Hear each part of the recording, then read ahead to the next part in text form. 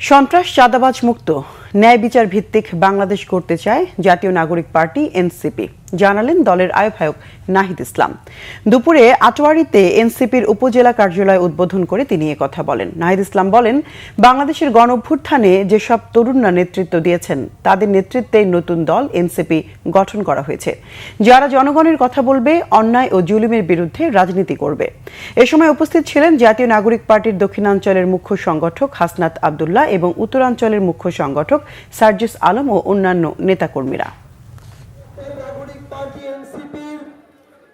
বাংলাদেশের প্রত্যেকটি উপজেলা, শুধু আটোয়ারী নয়, প্রত্যেকটি উপজেলায় আমরা সন্ত্রাস মুক্ত, চাঁদাবাজ মুক্ত একটা এলাকা গড়ে তুলব এবং সেই জায়গায় যুব সমাজ সবচেয়ে গুরুত্বপূর্ণ ভূমিকা পালন করবে।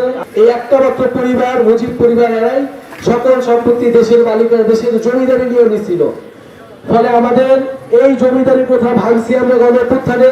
নতুন করে যদি কোনো জমিদারি প্রথা, নতুন করে কোনো স্বৈরাচার, ফ্যাসিস্ট, চাঁদাবাজ তৈরি হয়, তার বিরুদ্ধে আমাদের লড়াই করতে হবে, তার বিরুদ্ধে কথা বলতে হবে।